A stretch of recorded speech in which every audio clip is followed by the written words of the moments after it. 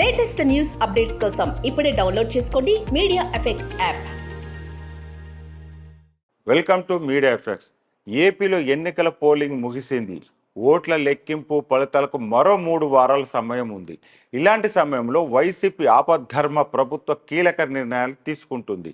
దీంతో వాటిని అడ్డుకునేందుకు విపక్షాలు గవర్నర్ను ఆశ్రయించాల్సిన పరిస్థితి. ఇప్పటికే కాంట్రాక్టర్ బిల్లుల చెల్లింపు కోసం ప్రభుత్వం చేస్తున్న ప్రయత్నాలను గవర్నర్ సాయంతో అడ్డుకున్న విపక్షాలు ఇప్పుడు ఈ ఆఫీస్ సాఫ్ట్వేర్ అప్డేషన్ కోసం చేస్తున్న ప్రయత్నాలు సైతం అడ్డుకోవాలని ఆయన కోరారు. ఈ నెల 17 నుంచి 25 వరకు అప్గ్రేడ్ పేరుతో ఈ ఆఫీస్ మూసివేయాలని ప్రభుత్వం నిర్ణయం తీసుకుంది. దీనిపై రాష్ట్ర గవర్నర్ అబ్దుల్ నజీర్కు టీడీపీ అధినేత చంద్రబాబు లేఖ రాశారు.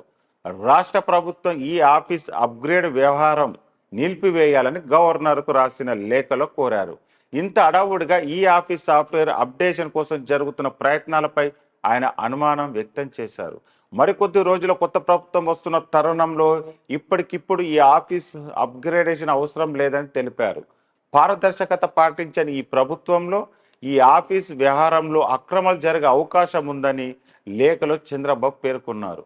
ప్రభుత్వం షెడ్యూల్ చేసిన ఈ ఆఫీస్ వెర్షన్ అప్గ్రేడ్ వల్ల సీఎంఓ, చీఫ్ సెక్రటరీ, ప్రభుత్వ విభాగాల సేవలకు సంబంధించిన ఈ ఆఫీసు ఈ నెల 17 నుంచి 25 వరకు అందుబాటులో ఉండడం లేదని, అత్యవసరంగా ఇప్పుడు చేపట్టిన ఈ ప్రక్రియపై అధికారులు, రాజకీయ పార్టీలు అనుమానాలు ఉన్నాయన్నారు. గత 5 ఏళ్లలో ప్రభుత్వం తీసుకున్న ముఖ్యమైన నిర్ణయాలకు సంబంధించిన జీవోలు కూడా ప్రభుత్వం వెబ్సైట్లో పెట్టకుండా రహస్యంగా ఉంచుతుందని, అడ్డగోలుగా విడుదల చేసిన జీవోలను ప్రభుత్వ పారదర్శకతకు ప్రశ్నించిన వారిపై ప్రభుత్వం దాడి చేసిందని లేఖలో చంద్రబాబు ఆరోపించారు. ఎన్నికల ప్రక్రియ కొనసాగుతున్న ఈ సమయంలో ఈ ఆఫీస్ వర్షన్ మార్పు కోసం నిర్ణయం తీసుకోవడం సరికాదన్నారు. 17వ తేదీ నుండి 20వ తేదీ వరకు ఈ ఆఫీస్ మూసివేత, అప్గ్రేడ్ ప్రక్రియ కొత్త ప్రభుత్వ బాధ్యతలు చేపట్టేదాకా నిలిపివేయాలని సిఎస్ను ఆదేశించాలని కోరారు. ఇప్పటికే పలు కీలకమైన రికార్డులు మాయమైనట్లు తెలిసింది చంద్రబాబు గవర్నర్కు తెలిపారు. కొద్ది రోజుల క్రితం నిబంధనలకు విరుద్ధంగా పలు రికార్డులను సిఐడి కూడా అనుమతి లేకుండా కాల్చేసిందన్నారు. ప్రభుత్వ రికార్డుల మాయం, కాల్చివేతపై సీఈఓకు ఫిర్యాదు చేసినా ఇప్పటి వరకు ఎలాంటి చర్యలు తీసుకోలేదన్నారు.